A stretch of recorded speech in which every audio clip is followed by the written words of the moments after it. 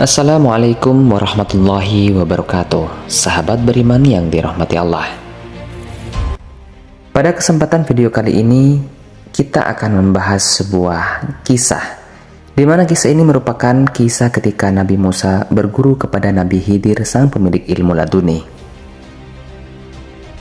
Ilmu, pengetahuan, kecerdasan, kepandaian, dan segalanya di dunia ini adalah milik Allah Subhanahu wa Ta'ala.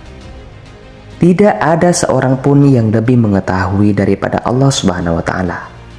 Meskipun begitu, ilmu datang melalui berbagai perantara. Salah satunya adalah para guru. Tetapi terdapat ilmu yang diberikan Allah Subhanahu wa Ta'ala kepada manusia tanpa harus melalui guru sebagai perantaranya. Ilmu tersebut disebut dengan ilmu laduni. Pemilik ilmu laduni adalah orang-orang pilihan seperti Nabi dan Rasul. Sebagai pencari ilmu, terkadang kita diterjang kesombongan. Pelajaran untuk tidak sombong bisa kita petik dari kisah antara Nabi Musa dan gurunya yang bernama Nabi Khidir. Baik, ceritanya begini teman-teman. Suatu ketika, Nabi Musa ditanya oleh salah satu pengikutnya dari Bani Israel. Lalu mereka bertanya kepada Nabi Musa, "Siapakah yang paling berilmu, wahai Nabi Musa?" Kemudian Nabi Musa menjawab. Kata Nabi Musa, "Saya orang yang paling berilmu." Atas jawaban Nabi Musa tersebut, Allah Subhanahu wa Ta'ala menegurnya bahwa masih ada orang yang lebih berilmu daripada Nabi Musa. Ia pun menanyakannya siapa orang itu dan memohon agar dipertemukan dengan orang yang dimaksud oleh Allah Subhanahu wa Ta'ala itu. Dialah Nabi Khidir yang atas izin Allah Nabi Musa dipertemukan dengannya untuk berguru.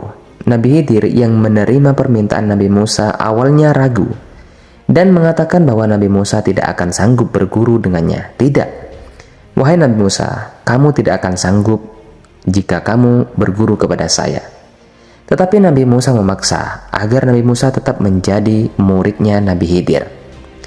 Hingga akhirnya Nabi Musa diterima menjadi murid Nabi Khidir dengan syarat agar Nabi Musa dilarang bertanya atas apapun yang dilakukan oleh gurunya itu, yakni Nabi Khidir. Lalu Nabi Musa mengatakan bahwa Nabi Musa siap. Lalu perjalanan pun dimulai, Nabi Khidir dengan Nabi Musa. Nabi Musa dan Nabi Khidir menaiki sebuah perahu di perjalanan itu. Di tengah jalan, Nabi Khidir justru melubangi perahunya.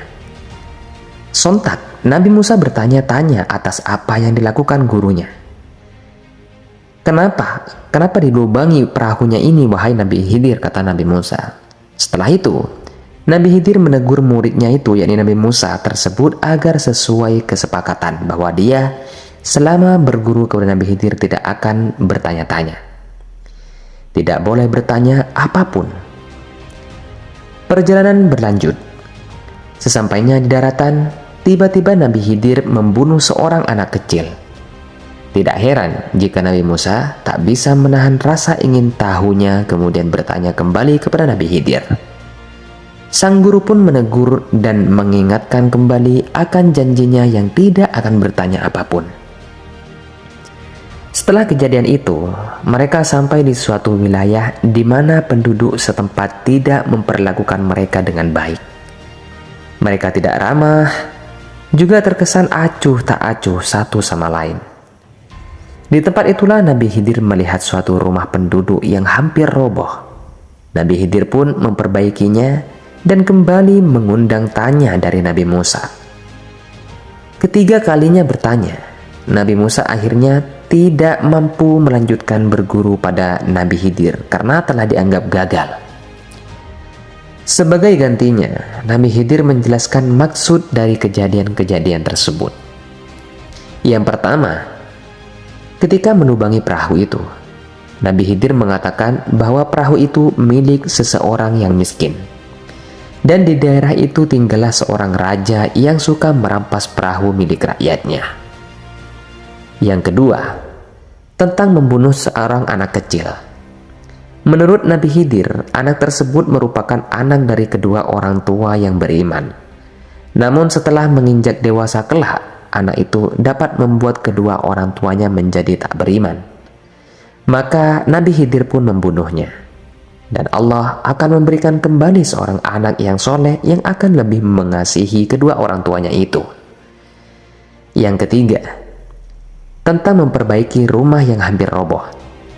Nabi Khidir menjelaskan bahwa sebab ia memperbaiki rumah itu karena rumah itu dimiliki oleh anak yatim yang masih kecil. Di bawah rumah itu terdapat harta peninggalan dari ayahnya, sedangkan anak itu belum bisa merawat harta tersebut. Maka jika rumah itu roboh, maka orang lain akan tahu bahwa di rumah itu ada harta dan merampasnya. Apa yang diketahui Nabi Khidir tersebut tidak lain datangnya murni dari Allah Subhanahu wa Ta'ala. Maka oleh sebab itu, hikmah dari kejadian tersebut bahwa kita sebagai pencari ilmu tidak boleh sombong terhadap ilmu yang dimiliki, dan sebagai kita sebagai murid tidak boleh iktirad kepada sang guru. Sahabat beriman yang dirahmati Allah, jadi itulah mengenai kisah singkat ketika Nabi Musa berguru kepada Nabi Khidir, sang pemilik ilmu laduni itu. Semoga video ini bermanfaat untuk kita semua. Saya pamit undur diri. Subhanallah bihamdihi, subhanallah bihamdika, asyhadu an la ilaha illa anta, astaghfiruka wa atubu ilaik. Assalamualaikum warahmatullahi wabarakatuh.